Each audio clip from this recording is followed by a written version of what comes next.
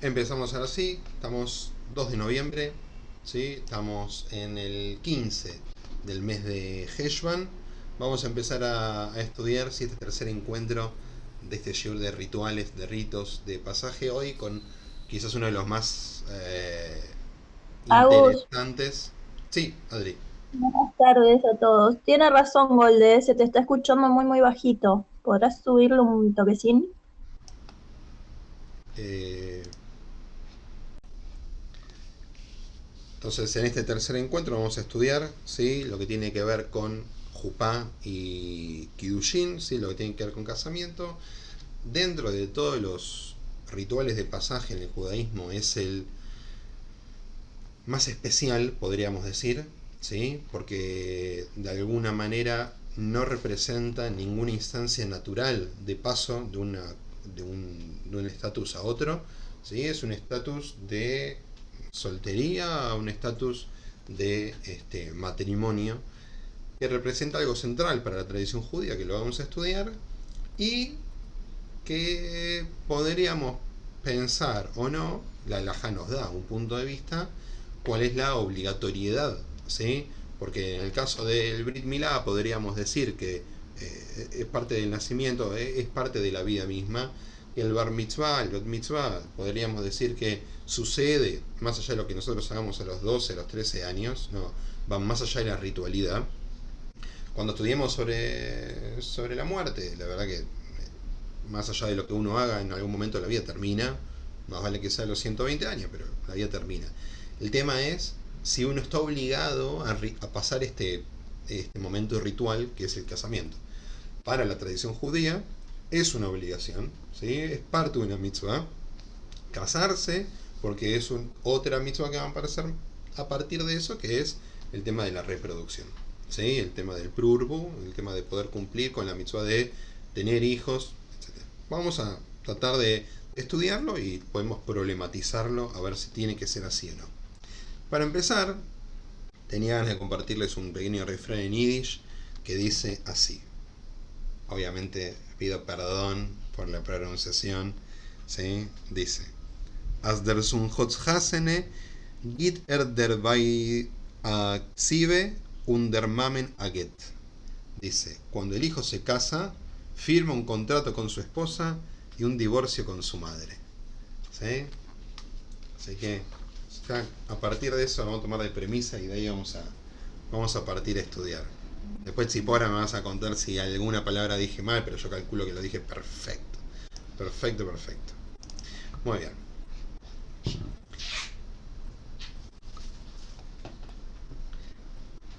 Bueno, como decía hace un ratito antes de empezar a grabar, es mucho lo que podríamos estudiar sobre Jupabe Kiddushin. ¿Sí? Ahora incluso vamos a explicar un poquito este concepto.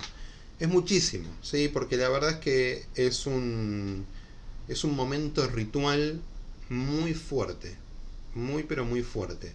No solamente por el momento en sí, sino porque claramente de todos los momentos rituales que atravesamos, es el que más consecuencias tiene a futuro. ¿Por qué? Porque a partir de lo que nosotros hagamos en este ritual, se genera una nueva vida, la vida de un nuevo Yehudí o Yehudiá. Entonces, todo lo que pase en la Jupá tiene que estar bien hecho para que lo que pase después pueda estar bien también. ¿Se entiende? O sea, es fundamental que todos los pasos de la Jupá y el Kiddushin estén bien realizados, porque de una manera contraria podríamos dar inicio tiempo después a una nueva vida que no esté reglamentada según los estándares que nos pide la Yadut, el judaísmo. ¿Sí? Lo digo a manera de título y ahora lo vamos a ir desarrollando porque, a ver, como venimos diciendo, ninguno de estos rituales es 100% judío. Los casamientos no son judíos, ¿sí? Hay una forma judía de casarse, que es otra cosa, ¿sí? Entonces, veamos lo siguiente. Primero, Jupá Bekidushin, porque hay muchos términos cuando hablamos del casamiento, no todos tienen que ver lo mismo. Cuando hablamos de la Jupá, estamos hablando del palio nupcial propiamente dicho, que por ejemplo aparece en la imagen. Fui eligiendo algunas, cuando yo me case quiero tener uno así, hermoso como este. La jupá es el lugar donde los novios se van a casar. Cuando hablamos de Kiddushin, Kiddushin viene de la palabra Kiddush, ¿sí? O Leikadesh, que tiene que ver con santificar, hacer algo distinto a otra cosa, ¿sí? Entonces vamos a ver en qué términos en el matrimonio judío se habla de una no una sacralización, de una santificación, ¿sí? de la persona. Cuando hablamos de las Mikorot, a diferencia del Brit Milá, a diferencia del Bar Mitzvah, ¿sí? Cuando digo Brit Milá entiéndase también Simchat Bat, y cuando digo Bar Mitzvah entiéndase también Bat Mitzvah. Hay muchísimas fuentes que tienen que ver con el casamiento. En la Torah tenemos, ¿sí? Acá traje dos nomás, que tienen que ver una con Bereshit, ¿sí? Una filosófica, digamos, que es Vayomer Hashem Elohim Lo Tov Beyot Adam Levado. Dijo Dios, no es bueno que el hombre esté solo, ¿sí? Hombre debería haberlo puesto con mayúsculas, ¿sí? Pues estamos acá hablando de una concepción bien amplia del ser humano, digamos. Y la otra es de Devarim, ¿sí? Que dice Kikach Ish Isha, ¿sí? Es el comienzo del Pasuk 13 del capítulo 22, cuando toma el hombre a una mujer, ¿sí?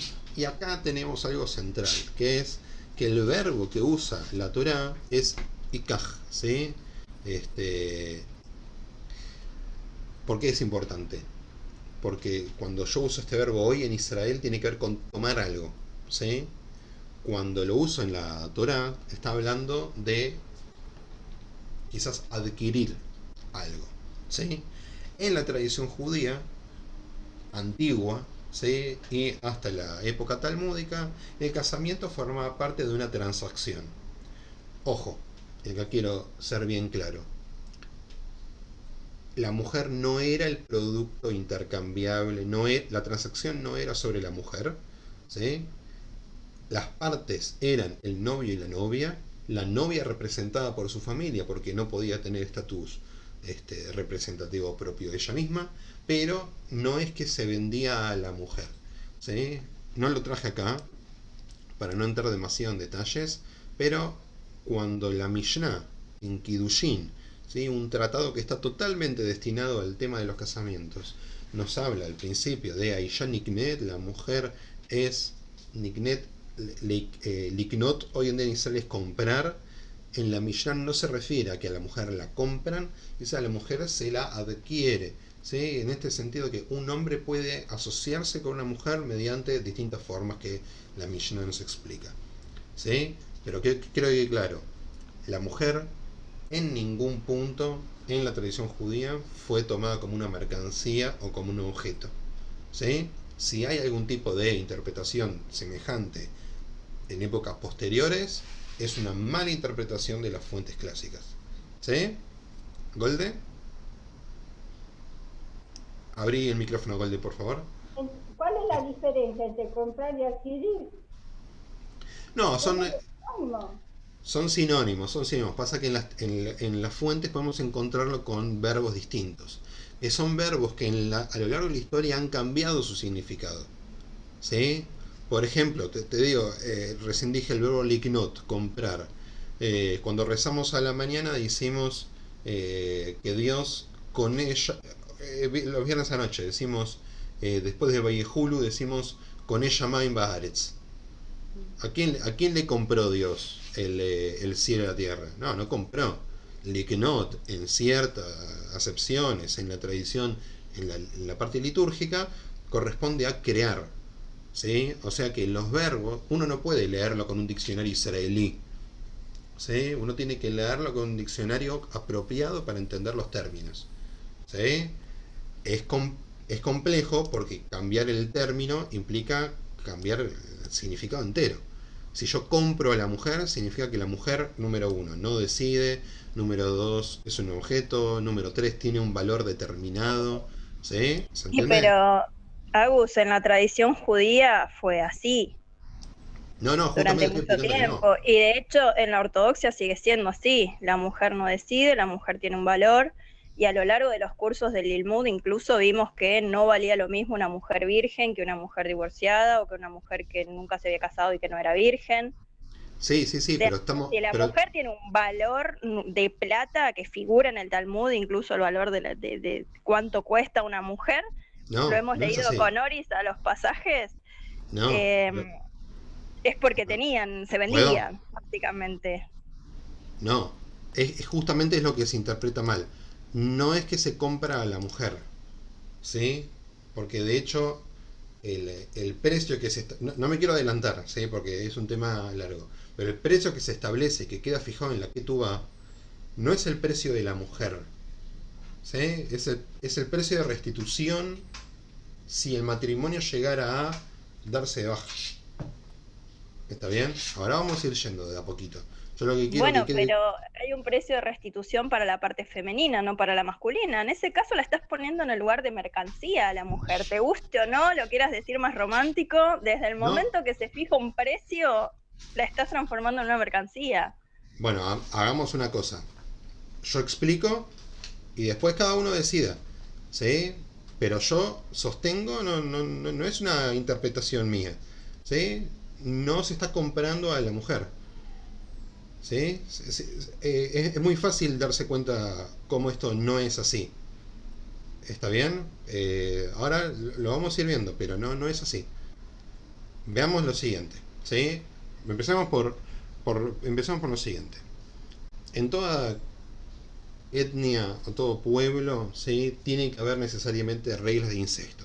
Esta es una teoría que propuso en el siglo XX Levi-Strauss, que toda sociedad tiene que ponerse a sí mismo limitaciones en cuanto a con quién uno no puede entablar relaciones sexuales, ¿sí? Más allá de que implique o no un ritual de matrimonio, ¿sí? O sea, más allá de lo ritual, en lo sexual hay ciertas limitaciones que los pueblos establecen para sí mismos. Por lo menos una. Por lo menos van a decir, bueno, con tu mamá no podés. En el caso del judaísmo, esto fue cambiando, ¿sí? De hecho, son distintas las relaciones matrimoniales que tenemos en Bereishit de las que tenemos en Baikra, ¿sí? En Génesis, de las que tenemos en Levítico. ¿Está bien? Porque si leeremos las arayot, las relaciones incestuosas del Levítico, no entendemos por qué se casaron nuestros patriarcas con quienes se casaron, ¿sí? Pero fue cambiando. Y en la Edad Media vamos a tener un salto bastante grande a partir más que nada de la transformación de los pasos, de los grados de incesto que va a establecer la Iglesia Católica. La Iglesia Católica en la Edad Media va a imponer un control muy fuerte de un grado muy grande. Esto lo he visto en la facultad y me acuerdo que era... Básicamente tenés que mudarte de pueblo para que te puedas casar con alguien, porque nadie del pueblo donde vivís, del barrio, es alguien que te podés casar, porque todos están de alguna manera emparentados con vos. Vamos a ver cuál es el punto que elige el judaísmo entre todo ese abanico. Y es el siguiente: ¿con quiénes uno no se puede casar? Número uno, con sus ancestros, ¿sí? Ancestros directos, es decir, padres, abuelos, bisabuelos, tatarabuelos, ¿sí? Estamos haciendo de esa manera. Ni con descendientes, ni con hijos, ni con nietos, ni con bisnietos, ni con tataranietos. ¿Se entiende? Obviamente, esto es obvio, ¿sí? Pero alguien lo tiene que reglamentar. No se puede tampoco con hermanos y con hermanas. Ni hermanos, ni medios hermanos, ¿sí? O sea, no tiene que compartir ni madre ni padre. Tampoco se puede ni con tías ni con tías, ¿sí? Fíjense que acá no está aclarado el tema de primos. En la época bíblica, casarse con un primo no solo era permitido, sino que además era deseado en un punto. ¿Por qué? Porque no estaba considerado como algo intrafamiliar, sino como interfamiliar, ya que los padres de ambas criaturas representan dos grupos familiares distintos, ¿sí? Pero al mismo tiempo cercanos. Es así que cuando justo estábamos estudiando esto el sábado a la mañana en Shaharit, cuando Abraham le dice a Eliezer que vaya con una esposa para Yitzhak, le dice, ¿no? Que no sean Kenaniot, ¿sí? Que no sean de Eretz Canaan, que sean justamente de mi casa, que sean de la familia. Eso era lo más deseado para Abraham Avinu, ¿sí? No me puedo casar con alguien que ya esté casado. Esto tiene un asterisco que ahora vamos a charlar. No me puedo casar con un mamzer, ¿sí? Con una persona que haya nacido producto de una relación incestuosa o de una relación adúltera. No me puedo casar con un zariz. Este es un caso complejo.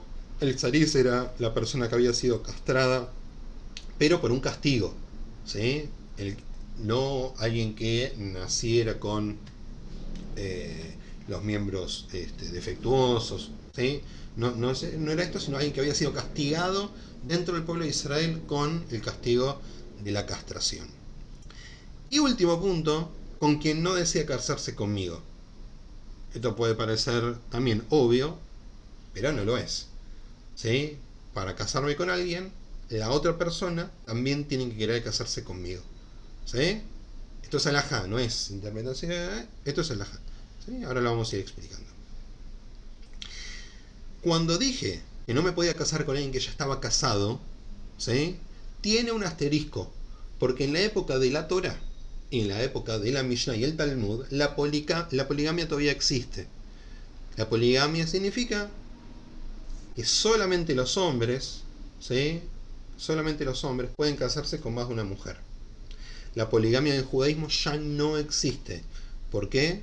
Porque en el siglo XI, en el siglo XI, ¿sí? De nuestra era, en la Edad Media, Rabbeinu Gershom, uno de los rabinos más importantes de aquel momento en Europa, ¿sí? El conocido Meor Agolá, ¿sí? la luz de la diáspora, la luz del exilio, estableció lo que él llamó el Jerem de Rabbeinu Gershom. Es conocido como el Jerem de Rabbeinu Gershom. Es una serie de disposiciones, de decisiones halágicas, de takanot, ¿sí? De decretos halágicos que establecen distintas cosas que van a actualizar la ley, ¿sí? En esa época. Se discute entre los historiadores, entre los investigadores, si de hecho ya estaba pasando esto y él vino a reglamentarlo, o si él vino a reglamentarlo para que suceda. ¿Se entiende? Si la práctica vino antes o después del Jerem. En este sentido, dos de las disposiciones que él va a marcar quiero resaltar. Una es, la poligamia queda prohibida para los varones, ya no puede haber hombres que se casen con más de una mujer, ¿sí? Y en segundo término, la mujer a partir de ese momento pudo negarse al get para dar el divorcio, ¿sí? Saco un cachito de la pantalla. Es súper importante esta disposición de Rabbeinu Gershom. Tremendamente importante. ¿Por qué?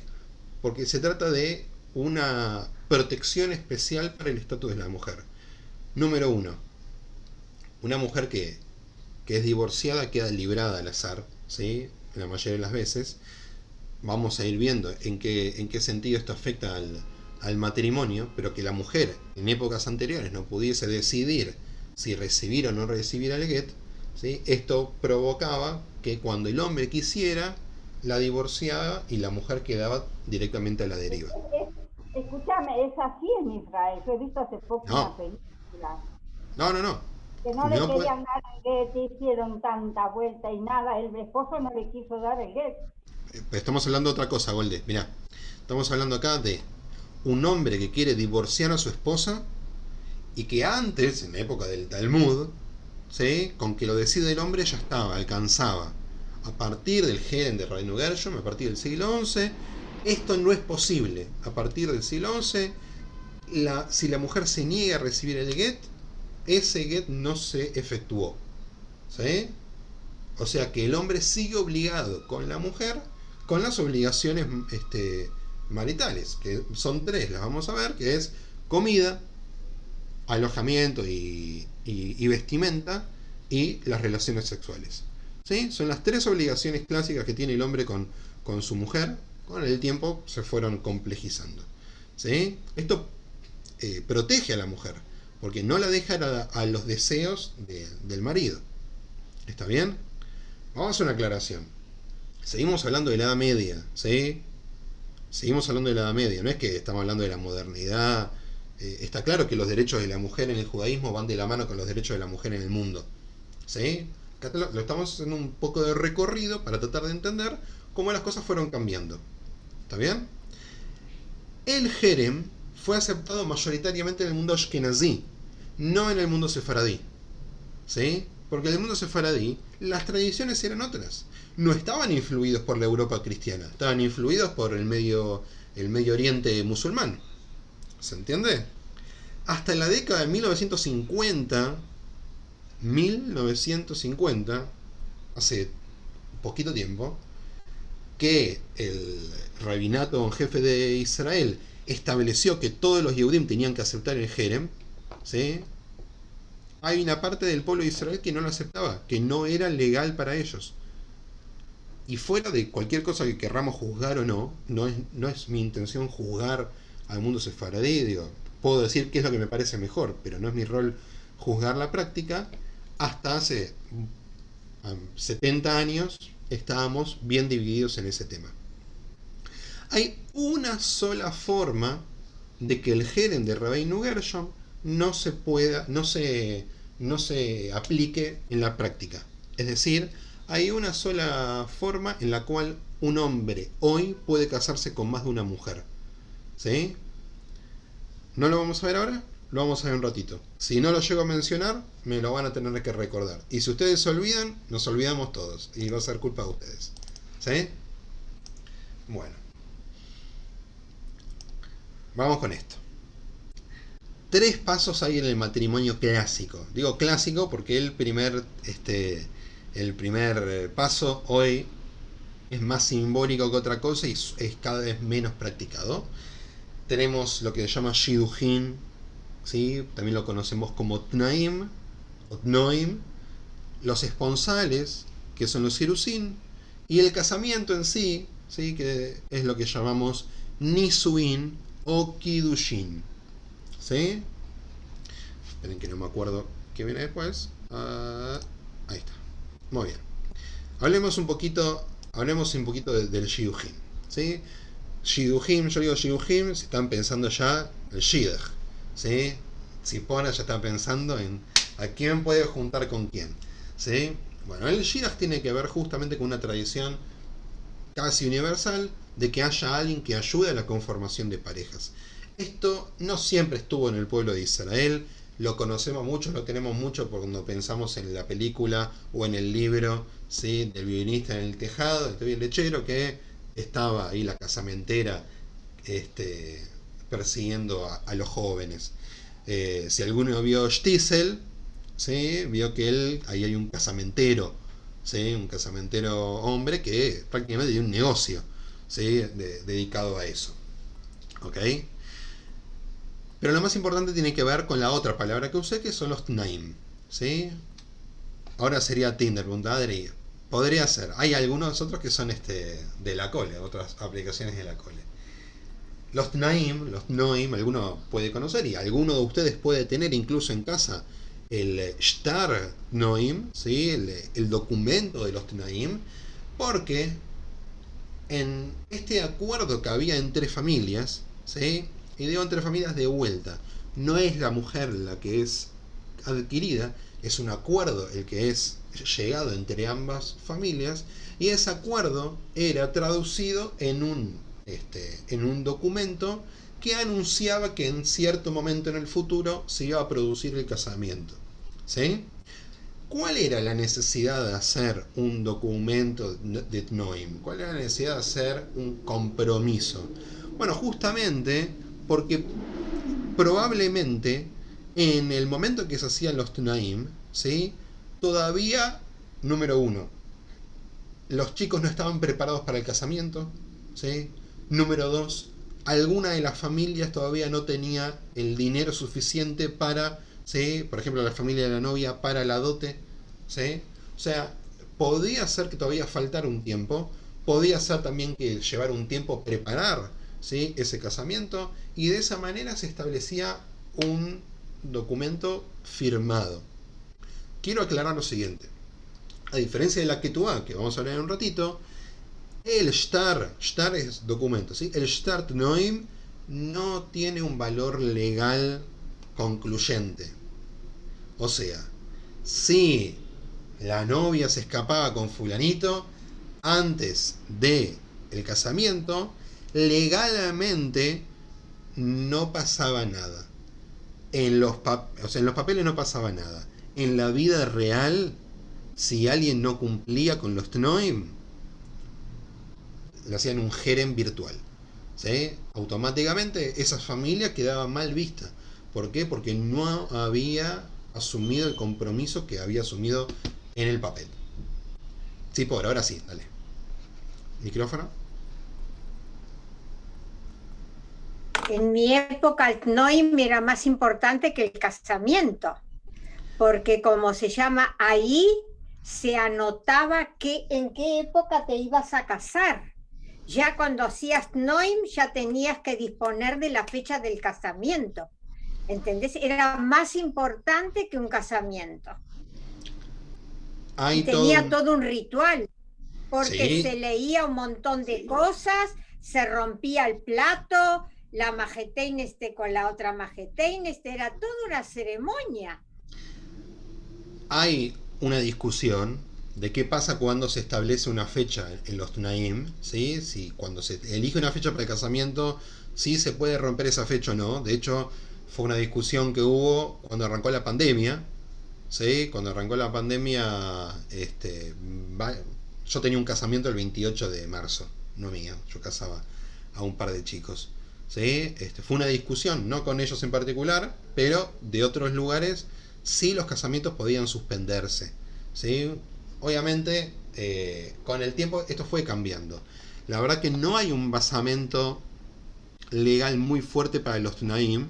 Se nota que fue una costumbre que fue ganando peso propio, más que nada en Europa, está bien, pero como se dice en el Alajá, Minag le Israel Alajaí, ¿sí? Los Minagim para Israel se van convirtiendo en el Alajá, está bien, la repetición de los rituales y de las costumbres va haciendo que tengan un peso propio, está bien. ¿Es necesario obligatoriamente que una pareja tenga los Tnaim para poder casarse? No, ¿sí? La respuesta es no. ¿Se puede seguir haciendo? La respuesta es sí. ¿Está bien? ¿Estamos de acuerdo? Ok. ¿Cipora? Yo sé que es importante. Yo sé que es importante. Es importante. Por lo menos eso es lo que me enseñaron a mí. Que primero Tnoim y después Jupá. Pero, a ver, porque tiene que ver con el objetivo, digamos, de este shiur. Acá lo que estamos haciendo es desentramar, ¿sí?, alágicamente rituales que nosotros conocemos, porque ninguno de los 4 rituales que estamos viendo se los tuve que presentar, ¿sí? Más o menos conocen todo: Brit Milá, Simchat Bat, Bar Mitzvah, Jupá y los rituales que tengan que ver con la muerte, ¿sí? El tema está acá en desarmarlos alágicamente, en tratar de entenderlos, porque y fundamentalmente en hay un montón de cosas que nosotros vemos, pero que a veces decimos, bueno, es así porque es así, o nunca entendí por qué hicieron esto, y hoy vamos a tratar de ir desarmándolo, ¿sí? Eso es lo que tiene que ver con los Tnaim. Ahora, los otros dos pasos, los otros dos pasos, que son, por un lado, Irusin y Nisuin, ¿sí?, o Nisuin también se conoce como Kiddushin, son 2 pasos separados que hoy en día se hacen juntos. En la época de la Mishnah, en la época del Talmud, Irusin y Nisuin se hacían con 1 año de separación, ¿sí? En uno se hacía una cosa, en otro se hacía otra. Vamos a verlo. ¿Qué elementos necesarios son los que necesito para justamente los Irusin? ¿Sí? Que es la primera parte del casamiento. Y ahora vamos a ver qué se trata. Necesito una pareja judía en edad de casamiento, 2 testigos, al menos un anillo, que el novio consagre a la novia, un mesader kiddushin, ¿sí?, quien oficia el casamiento, una ketubá y un minyan, ¿sí? Entonces vamos a tratar de entender, ¿sí? Les voy a compartir en este momento la hojita del sidur del seminario donde está la ceremonia y fíjense, no dice Jupá, no dice ¿sí?, dice Irusin Benisuin.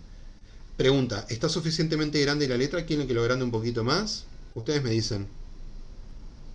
¿Ok? Bueno. Fíjense, cuando nosotros hablamos de Irusin y Nisuin hoy, estamos hablando de todo junto, ¿sí? Lo que conocemos como la consagración de la mujer. Ahora vamos a ver por qué de la mujer. Y por el otro lado, lo que conocemos como Sheva Brajot, ¿sí?, las 7 bendiciones. Todo esto que vemos al principio, voy a sacar un poquito más, acá. Todo esto que vemos al principio, eso es lo que conocemos como Irusin. Y vamos a desarmarlo un poquito. Número 1, se deja entrar a la pareja. Número 2, se hace un kiddush, ¿sí? Fíjense que acá tenemos dos berajot. Una que dice Boré Pri Agafen, ¿sí? Entonces sabemos que es sobre una copa de vino.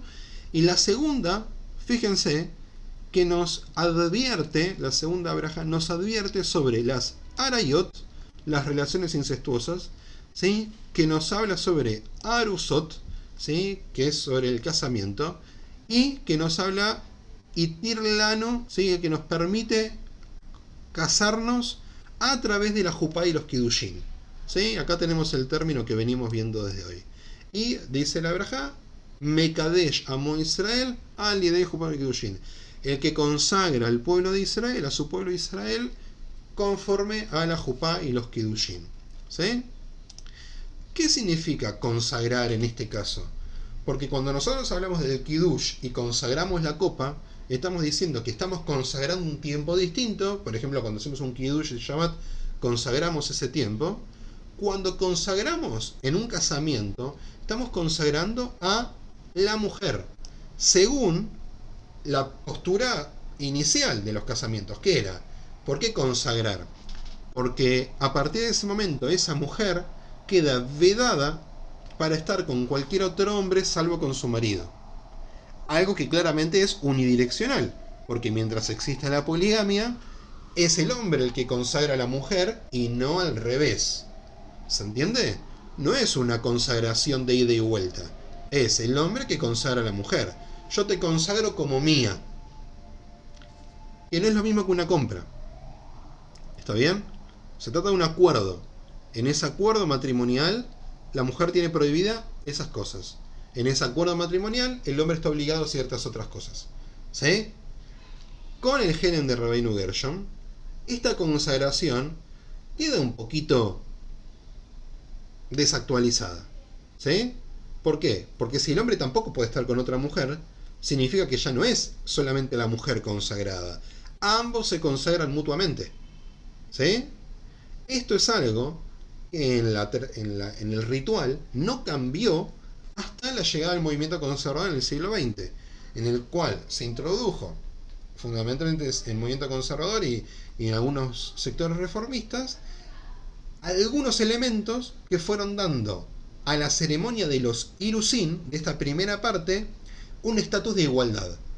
En el sentido de que, así por ejemplo, como el hombre daba un anillo a la mujer, ¿sí? Y ahora vamos a hablar del anillo, la mujer en este caso también va a darle un anillo al hombre.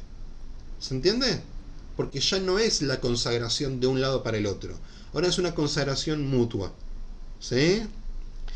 ¿Cómo estaba representada en la tradición judía la consagración de la mujer? Con la frase que dice hasta hoy en día, ¿sí? Dice el hombre, Arei at mekudeshet li, de esta forma vos sos consagrada para mí, betabatzo, a través de este anillo, que dat Moshe be Israel, de acuerdo a la ley o a la ley de Moshe y de Israel. ¿Sí? Ojo con traducir dat como religión, no va. ¿Sí? Eso que acabamos de hacer, darle la bienvenida a la pareja, el primer kiddush, donde toma cada uno de los novios toma de forma separada, cada uno representa todavía un eslabón separado, y la colocación del anillo, ¿sí? Junto con la declaración del hombre, representa todo lo que necesitamos de la jupá. ¿Sí? Dicho sea de paso, ¿vieron Shtisel? ¿Alguno vio Shtisel? ¿Ya la tienen vista? ¿Están al día? ¿Sí? Bueno, hay una escena de Shtisel, con esto no voy a decir nada, si no se preocupen si uno no la vio, que hay un casamiento express. ¿Sí? Una de las protagonistas, jovencita, ya en edad post bat mitzvah, se enamora de un jovencito, estudiante de una yeshiva, mayor de 13 años, ambos enamorados y contra la voluntad de su familia, eligen casarse, en secreto. Pero no existe casarse en secreto en el pueblo de Israel, porque necesitamos de testigos, ¿sí? ¿Qué es lo que hicieron? Se fueron a un restaurante, ¿sí? Él consiguió un anillo, no me acuerdo si era un anillo o si era algo de valor de un anillo. Le dijeron a los testigos, ustedes están acá, están con nosotros, ¿sí? ¿Sí? Bueno, el novio le dijo a la novia, le puso el anillo, chau. Eso es casarse. ¿Se entiende? ¿Se entiende qué elementos necesitamos para que sea lo que se llama Kiddushin Tovsim, para que el casamiento esté de hecho realizado? La pareja, el anillo, la declaración del novio y los testigos. ¿Sí? Lo mínimo. Después le sumamos al que los casa, le sumamos un minyan, le sumamos la ropa linda, le sumamos la ceremonia, le sumamos a papá, a mi mamá, la familia, el primo y los que hay que invitar porque alguna vez se cruzaron con algún pariente nuestro y tenemos que invitarlos a la jupa. ¿Sí? Perdón, entonces el minyan no es necesario. Lejatjila. ¿Sí? A priori sí. ¿Qué significa a priori sí? Que si hay un casamiento pero no hay minyan, ese casamiento es válido. ¿Sí? ¿Y la No es un... jupá Eliezer, no es necesaria? ¿Y la jupá? Claro, porque ¿y la jupá dónde quedó? O sea, no es de los elementos esenciales del casamiento. ¿Sí? No es de los elementos esenciales del casamiento. ¿Por qué lo digo así tan crudo? Porque... testigos como mínimo, habías dicho. Va. 2 testigos. ¿Sí? ¿No? 2 testigos. Ahora voy a contar un poquito de los testigos porque ahí entramos en leyes especiales que tienen los testigos a nivel general, no solamente con respecto a un matrimonio, sino atestiguar un robo, atestiguar un guiur, una conversión, un divorcio. Sí, los testigos son testigos. ¿Sí, por ahí? ¿Querés decir algo? El valor de los 4 estandartes de la jupá también, por tradición o por, ¿cómo se llama? No sé, otra palabra, que tienen un valor, ¿cómo se llama? Que son ¿cómo se llama? Que es abierto. Un montón de cosas intervienen ahí también. Sí y no. ¿Por qué estoy diciendo tan crudo? Porque cuando hablamos del casamiento, hablamos de un ritual. ¿Sí? Hablamos de un ritual que implica el pasaje de un estatus a otro. Y que en ese nuevo estatus hay cosas que ya no son iguales que antes. ¿A qué me refiero? Si 2 chicos están jugando a que se casan y hacen todo lo que les acabo de decir y tienen la edad necesaria, legalmente están casados. ¿Se entiende lo que digo? Voy a poner un caso más allá, y esto me lo enseñó mi Rab Meir Llames cuando hace mucho, ¿sí? me enseñaba unas cositas de casamiento cuando tuve que hacer mi primera jupá. Me decía, ojo, que el Mesader Kiddushin, el que casa, que ahora vamos a hablar sobre él, o sobre ella, que no coloque el anillo él a la novia, ni le vaya dictando palabra por palabra al novio, porque si él termina la frase antes que el novio, ¿quién es el que se acaba de casar con la novia? Esto es para una novela, esto es para una película, ¿sí? Ya se están imaginando, Norma ya está escribiendo el guión, ¿sí? El rabino. El rabino se casó con la... ¿Está bien? Eliezer, yo me casé en Israel y me acuerdo como si fuera hoy, cuando lo conocimos al rabino, esto que estás diciendo vos que dijo, hasta acá les explico, el resto no puedo seguir porque si no los estoy casando ahora. Claro, ¿sí? En su oficina, claro. Entienden porque en realidad que tampoco hace falta un rabino, cualquier varón después de Bar Mitzvah puede casar. Bueno, vamos a ver estos elementos, ¿sí? Así los aclaramos un poquito. Primero, con respecto al anillo, ¿sí? El anillo tiene que ser un anillo tradicionalmente de un solo material, ¿sí? No suele tener aleaciones, no tiene que tener piedras preciosas, ¿sí? Tradicionalmente es un anillo simple que valga más de una prutá. Una prutá es una moneda bien básica de de la época de la época talmúdica, ¿sí? Ese es el valor que tiene que tener. Es un anillo que tiene que comprar el novio, no se lo pueden comprar a él, no se lo pueden comprar por él, ¿sí? No puede ir el suegro a comprar, tiene que ir él, por lo menos el anillo que le corresponde ponerle a la novia, ¿sí? El anillo que la novia le pone al novio puede ser un regalo, puede ser lo que quieran, pero el anillo del novio y la novia no, ¿sí? Ese anillo va a estar representado en la ketúa, y ahora vamos a explicarlo de determinada manera. Ese anillo es colocado en el dedo índice de la mano derecha, ¿sí? De la novia. Después puede cambiar el dedo en que lo usan, claramente. Y ese anillo lo tiene que cuidar el novio, ¿sí? Lo tiene que tener él, ¿sí? Primer elemento. Segundo elemento, el mesader Kiddushin, que en casa los novios. Tiene que ser un hombre o mujer judío, mayor de edad. Cuando digo mayor de edad estoy refiriéndome a mayor de 12 o 13 años, que esté adentrado en las leyes tanto de Jupá como de Get, ¿sí? Tanto de matrimonio como de divorcio, ¿sí?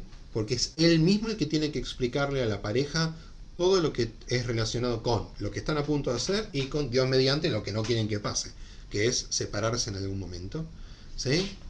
¿Hace falta que sea un rabino? La respuesta es no. Pero la frase cualquiera puede casar tampoco es cierta, ¿sí? Porque como están bien... digo esto, Sí. la frase cualquiera puede casar no es cierta porque como están viendo hay un montón de vericuetos legales muy profundos. Estamos viendo solamente la primera capa, ¿sí? La más finita, que lo que está arriba de todo, que uno tiene que tener bien claro qué es lo que está haciendo. El mayor temor de los Jamim, el mayor temor de los sabios, es la posibilidad de que una mala elección, de un mal proceso, genere el nacimiento de un mamzer.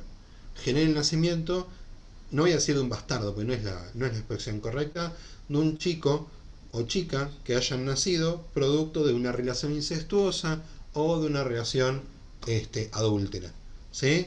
¿Con qué me refiero a esto? Esto puede pasar el día de hoy, ¿sí? Si dos personas se quieren casar, ¿sí? Y una persona no terminó de resolver el get con su pareja anterior, ¿sí? El hijo o hija producto de la nueva pareja va a tener la categoría de mamzer. Después charlamos sobre qué nos parece la mamzerut y qué hacemos, qué no hacemos, no importa, pero la categoría de mamzer existe y hoy en día puede pasar. Entonces los jajamim armaron todo un dispositivo para evitar esa situación, ¿sí? Adri, ahora sí, perdóname. Sí, en el ejemplo que nos diste vos recién de ese casamiento express, ¿se casaron entre ellos dos? O porque no mencionaste una figura que los estuviera casando. Es que no es fundamental. Lo fundamental son los testigos, ¿sí? Okay. Porque no hay en la ritualidad no hay nada que diga el que los casa. No hay nada que diga el que los casa. No hay algo que dice, bueno, el que los casa, el mesader Kiddushin tiene que decir esto.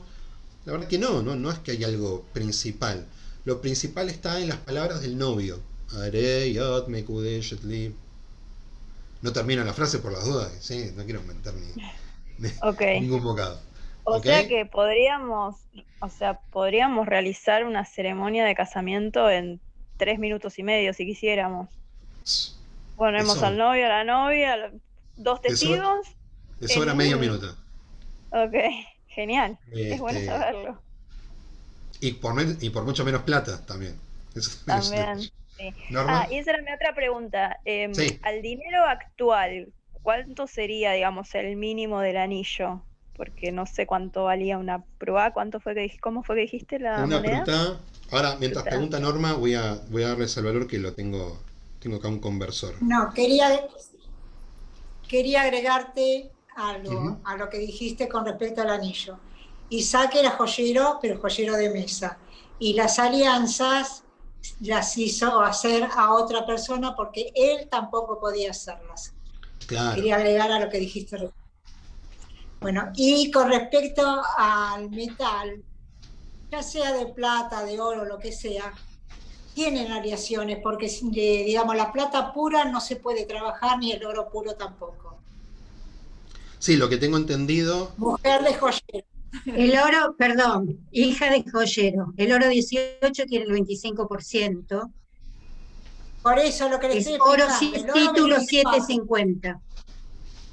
Y Perdóname. la plata es El 900 oro, porque tiene 100 de aleación.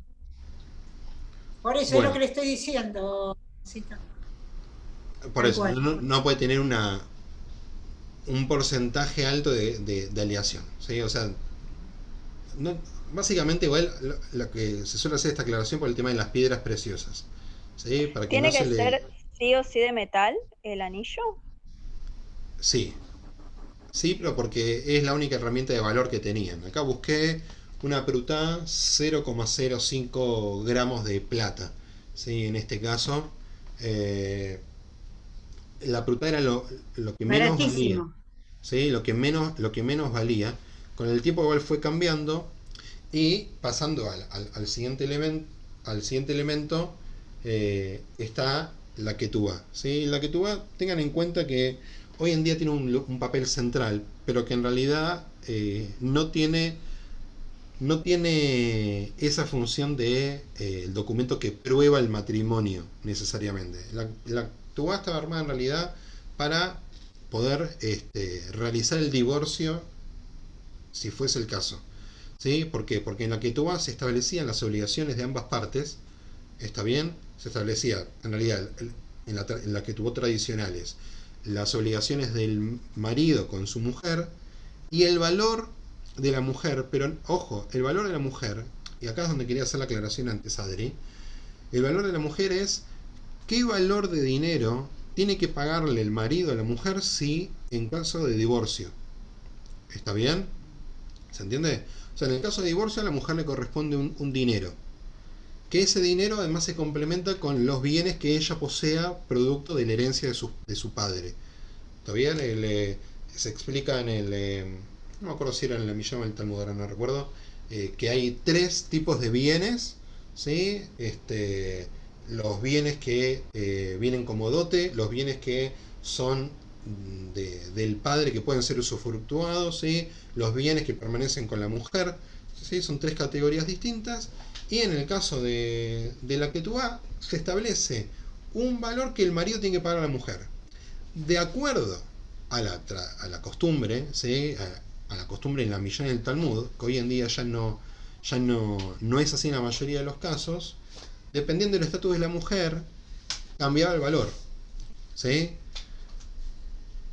No quiero que lo vean en términos de valor de reventa, ¿sí? Pero tenía que ver con las posibilidades de la mujer. No era lo mismo en la antigüedad, en el judaísmo o en cualquier otro lado, si la mujer era virgen o no, si era soltera o no, si era divorciada o no. ¿Está bien? Esto va cambiando el estatus de la mujer, ¿sí?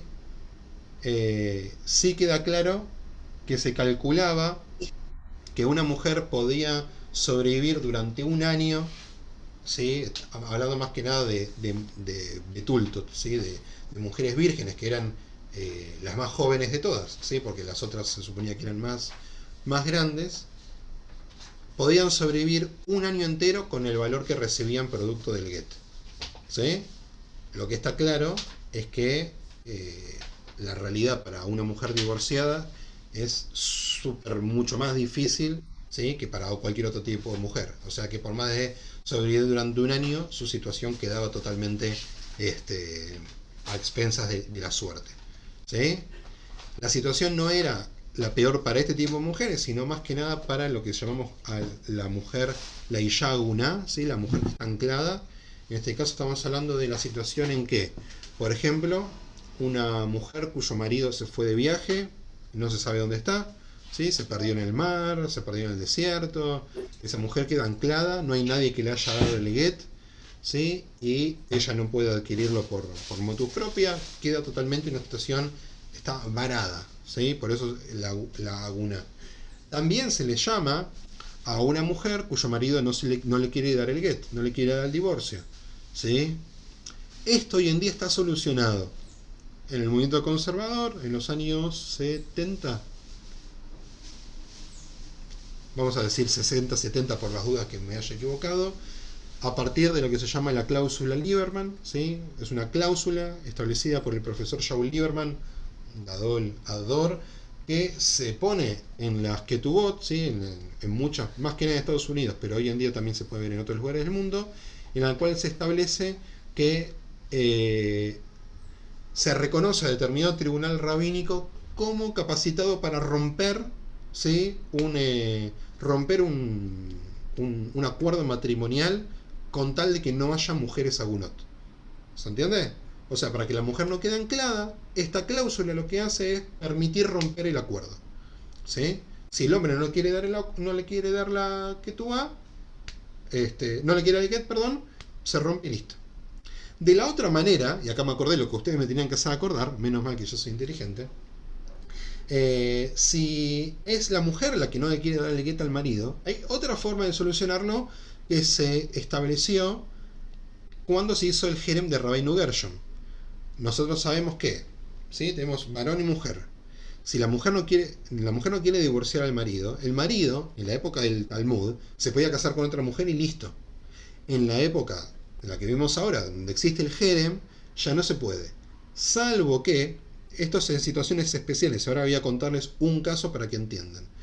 Salvo que 100 rabinos de 3 comunidades distintas, en 3 lugares del mundo distintos, estamos hablando, en la época que se estableció esto, era realmente conseguir una empresa casi imposible, escriban, ¿sí?, que se le permitía a esa persona casarse con otra mujer. Esto sigue existiendo hasta el día de hoy, porque hay situaciones que lo ameritan, ¿sí? Por ejemplo, ¿qué pasa? ¿Sí? Voy a poner un ejemplo actual. Un hombre, ¿sí? Una persona, su mujer está, Hasbe Hashem, que no nos pase, no conozcamos casos así, su mujer está en estado vegetativo en el hospital, ¿sí? Está viva, ¿sí? Ese hombre no es viudo, no tiene el get, y la mujer no se lo va a dar, no se lo puede dar, ¿sí? En ese caso está claro que esta situación destraba y ese hombre se puede casar con otra mujer. Pero ¿sí? es el mismo caso de mi marido desapareció, no sé dónde está, hace 5 años. ¿Por qué yo tengo que quedar anclada y no me puedo casar si es el mismo caso que este hombre o parecido? No es lo mismo porque en el caso del hombre existió en algún momento la poligamia. ¿Se entiende? Entonces es otra la forma de resolución del problema. No, está bien, pero es otra la forma de resolución del problema. Hoy en día... Bueno, pero ya deberíamos actualizarlo. No, justamente, hoy en día las dos situaciones tienen resolución. ¿Sí? Okay. Las dos situaciones tienen resolución. La de cuando a la mujer no le quieren dar el get con la cláusula Lieberman, cuando el hombre no le quiere, no le pueden dar el get con esta situación de los 100 rabinos. ¿Sí? Eliezer. Sí. Eliezer, yo tengo el caso de una prima mía, vive en Israel, ella es Jabatnik.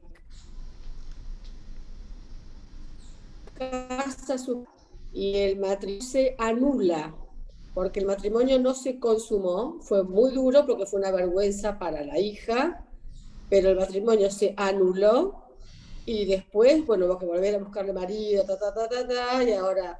Pero fue un caso, porque tampoco se da, no es común una anulación de un matrimonio, ¿no? No por esos motivos, hoy en día ya no, ¿sí? Claro. Lo que llamamos el ijud, ese momento de intimidad que tienen los novios, que lo tenían en su momento, ahora estoy pensando, pero creo que eran después de los Irusín. Hoy en día como Irusín y Kidushin es una cosa sola, si pasa después, aunque está claro que la mayoría de... Vamos a blanquear algo, ¿sí? Está claro que la mayoría de las parejas llegan al casamiento habiendo tenido relaciones entre ellos. No solo está permitido, es deseable, ¿sí? Tienen que conocer realmente entre ellos para poder entablar un matrimonio juntos. Más allá de eso, suele colocarse de igual manera como categoría en la que tú vas el término de betulta, ¿sí? El término de la virginidad para la mujer. Esto vamos a analizarlo, pero la verdad tiene que ver con que, bueno, los tiempos van cambiando. Sin embargo, en ámbitos ortodoxos, o más que nada ultraortodoxos, la concreción del ijud es la concreción del matrimonio. ¿Sí? Gracias. En anortodox, sí, creo que es donde aparece, sí, en poco ortodoxa. Bueno, no lo van a encontrar en un millón de casos distintos, la verdad que No, no. pero sí. Pero sí que un Beit Din anule un matrimonio puede pasar y es menos raro de lo que parece, porque puede darse por distintas circunstancias. ¿Está bien? Por ejemplo, bueno, no importa, no vamos a entrar en ejemplos, si no se nos va a ir el tiempo. ¿Sí? La Ketubá, estaba diciendo, establece todas estas cosas, obligaciones, y tiene que ser firmada por dos testigos.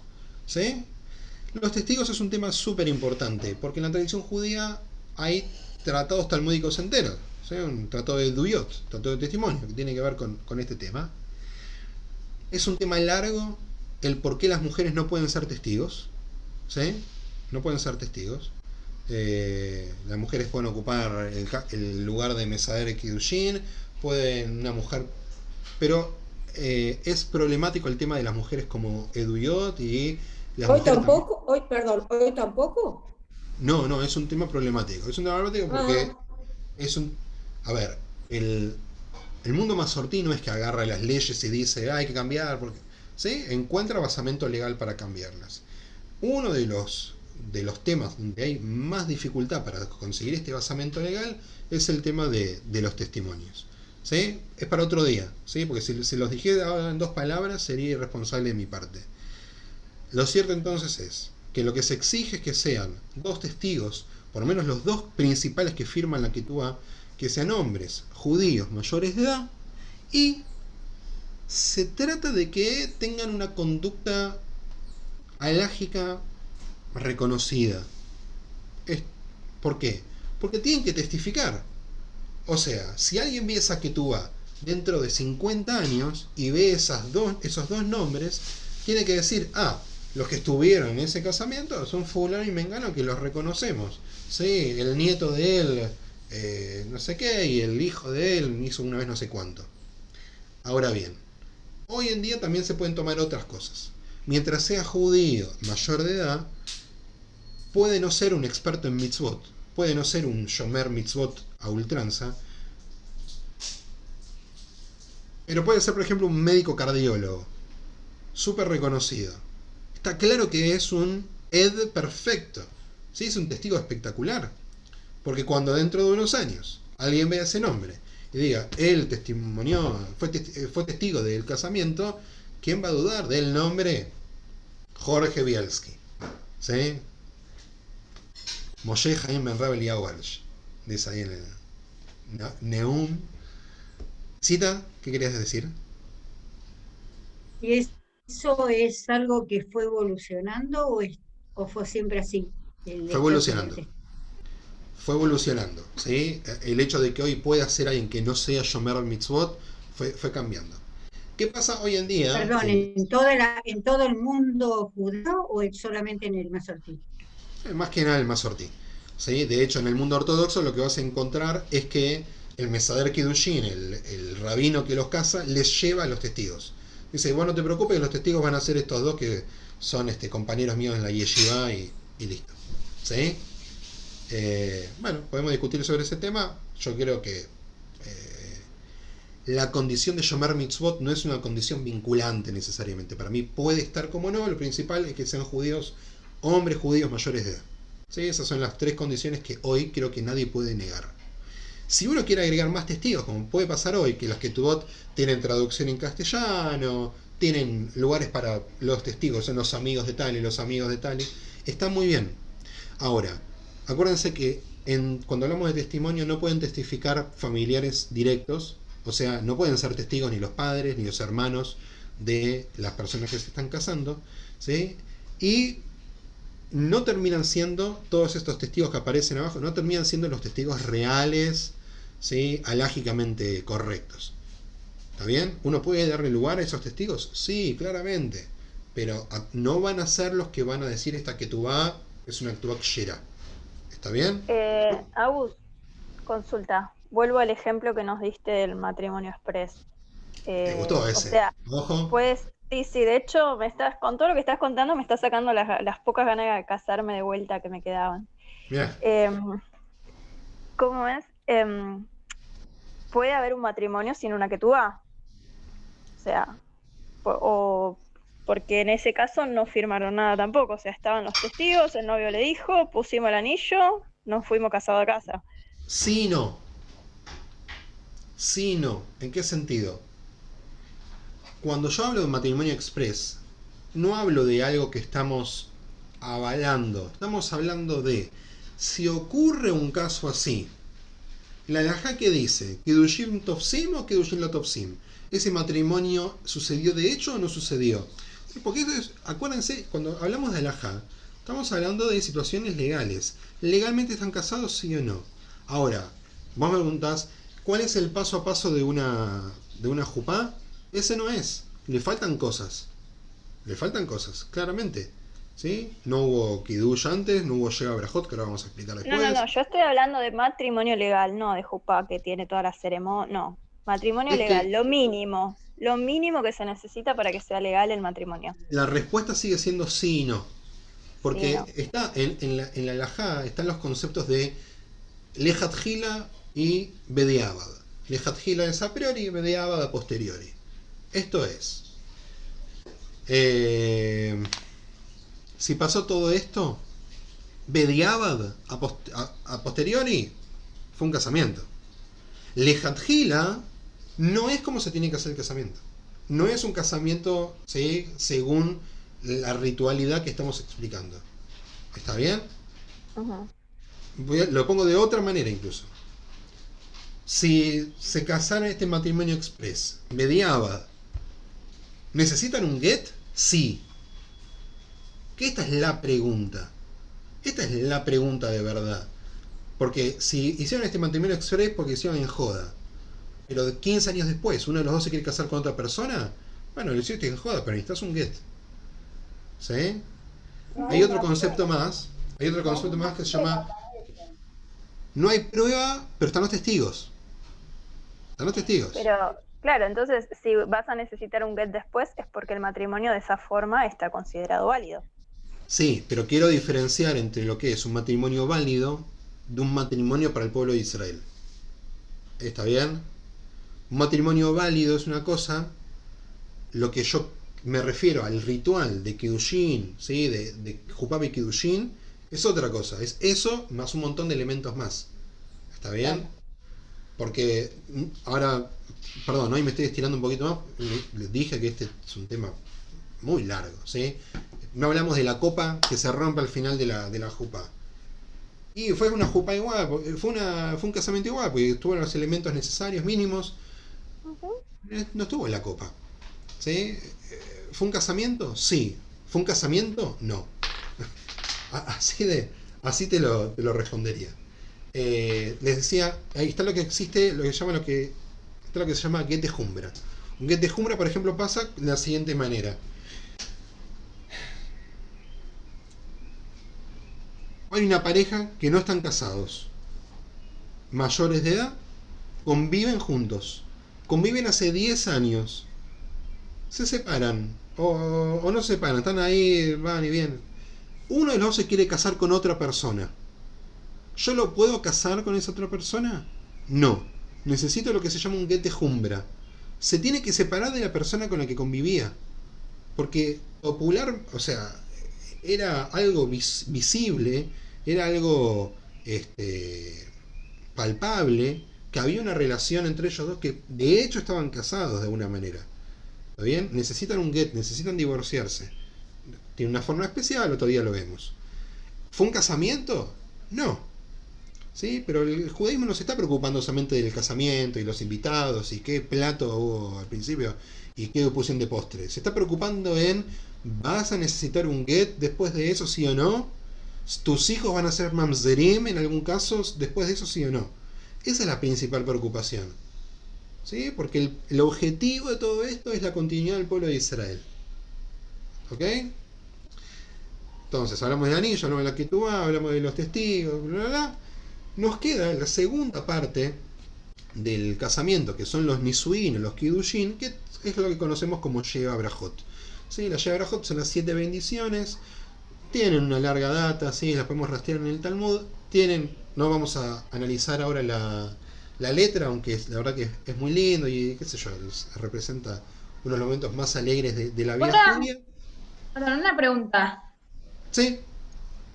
Pero a ver, si vos te casás hoy en día solo por civil, entonces, aunque no tengas que casar por jupá, igual tenés que hacer el get. Claro, buen ejemplo. Y sí, porque, o sea, vos estás casada por civil con una persona, y querés casarte por jupá con otra, yo no te lo puedo permitir. Es más, en el mundo conservador, para casarse por jupá, primero se le pide que se case por civil. Acuérdense, la norma dice Dina de Maljuta Dina. ¿Sí? Pero o sea, no, perdón. ¿no alcanza el divorcio civil? Si o sea, hay que hacer un get. No, o sea, sí, está claro, con el divorcio civil ya está, lo resolvés. No, Sí, pero ¿no? por lo que decías recién de que estuviste conviviendo con alguien por muchos años sin casa, y acá había, obviamente estás casado, Pero con el divorcio civil, hay una convivencia. con el divorcio civil, vos ya dejás claro públicamente que ya no está esa relación. ¿Sí? En las Ketubot, ¿sí? Ahora no la voy a buscar porque voy a perder tiempo, pero en las Ketubot hoy en día, en varias de ellas aparecen los datos del registro civil. En la parte en castellano aparece. Lo tengo grabado de mi casamiento, que decía, teniendo la vista la libreta o el documento civil, y estoy hablando que no era Mazortí, y existía esa cláusula. Claro. Sí. Porque, digo, no tiene que ser algo aparte de lo que pasa en el mundo no yehudí. ¿Está bien? Bueno, después de la Sheva Brajot, y para terminar la ceremonia, se hace la ruptura de la copa, ¿sí? La famosa copa. Hoy en día hay gente que pone un foquito de luz porque tiene miedo de... Bueno, ¿qué? Una copa, ¿sí? Es fácil que se rompa. Se puede rastrear la costumbre de por qué especialmente una copa, pero no es la primera razón, ¿sí? Pero la razón principal hoy en día es el recuerdo de la destrucción de Jerusalén. ¿Por qué? Porque se establece que en ningún momento de suma alegría podés olvidarte de un granito, ¿sí? De la tristeza que nos generó la destrucción de Jerusalén. Esto sucede tanto en el casamiento, con la ruptura de la copa, con la inauguración de una casa, ¿sí? Y la parte que se deja sin revocar en recuerdo de la destrucción de Jerusalén, ¿sí? Es fundamental. De hecho, el rabino Ovadia Yosef, ¿sí? El rabino más grande que tuvo la ortodoxia sefaradí en Israel, realmente un grande en su generación, obviamente con muchas diferencias por ser ortodoxo, dijo, es feo, está mal que esté asociada la ruptura de la copa y el Mazel Tov con el momento de pura alegría de la jupá, cuando representa el momento más triste, ¿sí? Esa espera por romper la copa y todo salir a festejar y abrazar a los novios, hace que se opaque el recuerdo por Jerusalén que produce la ruptura de la copa. Me parece un comentario muy atinado, ¿sí? Porque me parece que no produce al final un sentimiento triste la ruptura de la copa, sino es solamente el estado en vilo hasta el gran festejo y nada más, ¿sí? Bueno, siendo las 7:15 y siendo que yo sé que cada uno de ustedes querrá pausar un cachito antes de estar con Benja, yo freno acá. La pregunta es, ¿hay preguntas, hay comentarios, hay algo para decir? ¿Sí? ¿Rogel? Le quería simplemente contestar algo a Adriana, porque lo vi, por eso lo cuento, porque yo lo vi. Estando en Israel, hace 2 años, hay un programa en Israel que busca gente. ¿Cuál era el caso? Una señora se casa con un señor, tiene 3 hijos, viven en Israel, 3 hijos, y de repente el señor se va, desaparece, Burrish, se acabó. La señora estuvo años buscando al padre de las 3 hijas porque quería volverse a casar y necesitaba el get. Finalmente, este programa, lo cuento porque lo vi por televisión, encuentra a este señor en Santiago del Estero, Argentina, con una nueva familia, y el programa Viaja a Argentina, las dos personas del programa, la señora, las 3 hijas, mostraban cómo fue el encuentro, la cara del señor, ni les explico, y la señora pidiéndole por favor a este señor que lo que quería era el get, porque si no, ella seguía estar atando a él. Finalmente lo logran, no fue tan simple, se armó un baitín y se logró. Esto es en respuesta a lo que decías vos, Eliezer, de una persona que está en estado vegetativo, que no puede, a un caso como esto, que finalmente esta señora logró su get. Lo único que le importaba era no seguir atado con este hombre. Una historia totalmente real. Él estaba pancho tranquilo con una nueva familia, Santiago del Estero. El caso es muy bueno y es válido, pero quiero recalcar lo siguiente. Cuando puse el ejemplo de la mujer en estado vegetativo, ahí lo remarco porque es distinta la situación. No existe el hombre agún, ¿sí? No existe el hombre anclado. El hombre lo resuelve de otra manera. Hoy la mujer, en el mundo conservador lo resuelve. En el mundo ortodoxo sigue sin poder resolverlo y siguen existiendo las mujeres agunot, las mujeres están ancladas y que no pueden avanzar con su vida de ninguna manera, ¿sí? Porque todo se establece a partir de que ella no puede casarse con nadie más, ¿sí? Por eso remarco la idea de que el estatus de la mujer en el mundo liberal ha avanzado de esta manera. Si me dan 5 minutos, algo que me olvidé de mencionar y que es súper importante y que no merece 5 minutos, pero no, tampoco me puedo explayar mucho más ahora, es el tema de matrimonio igualitario, ¿sí? Porque claramente en lo que nosotros acabamos de explayar hay algo que establece roles para un hombre y para una mujer. Entonces, lo que hizo el movimiento Masortí en los últimos años, últimos 30 años, ¿sí?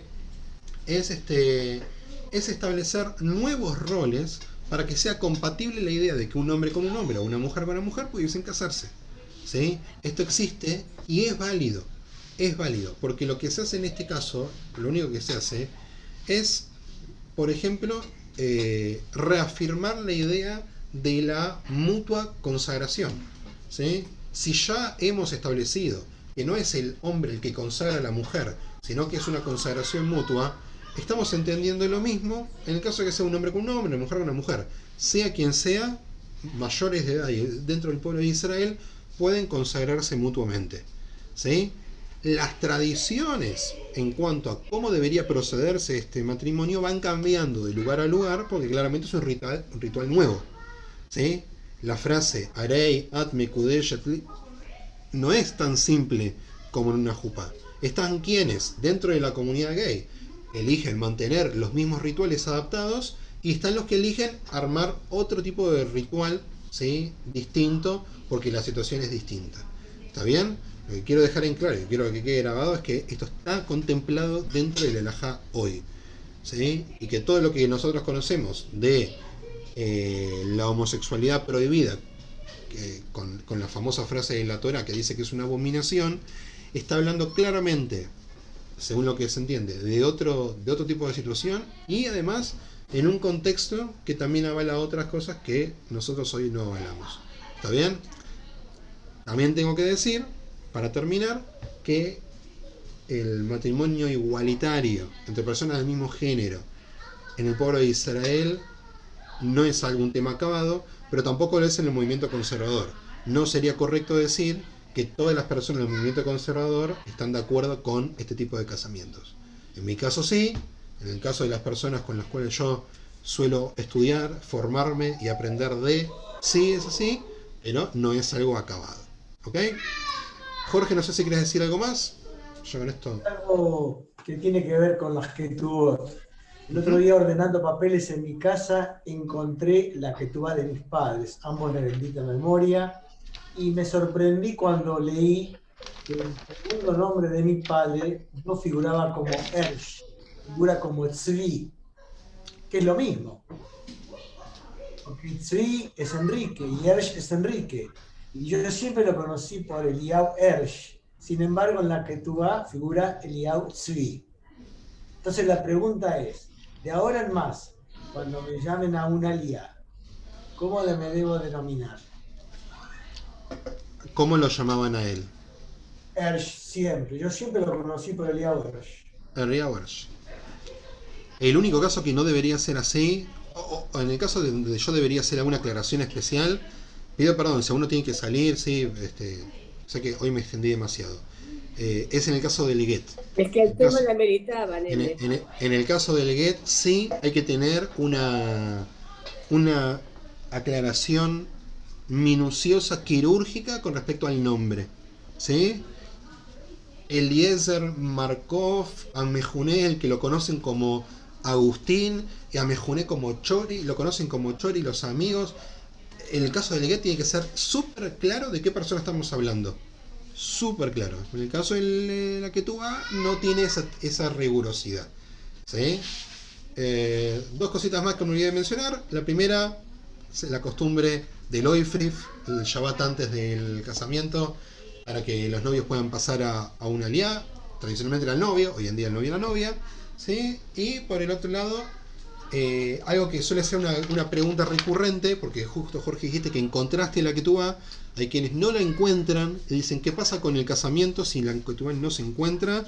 Se establece una nueva Ketubá, se escribe una nueva Ketubá, lo que se llama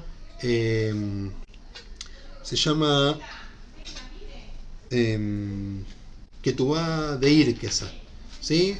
Es una Ketubá similar, sí, se establece más o menos lo mismo. No se anuló la Jupá si no está en la Ketubá, pero tiene que estar, porque acuérdense que es necesaria en caso del Get, y hoy en día, para probar la judeidad de los hijos, es necesaria también la Ketubá de los padres muchas veces. ¿Sí? Join. Basta, los dejo descansar hasta dentro de un rato. Nos vemos. Chau a todos. Excelente, nena.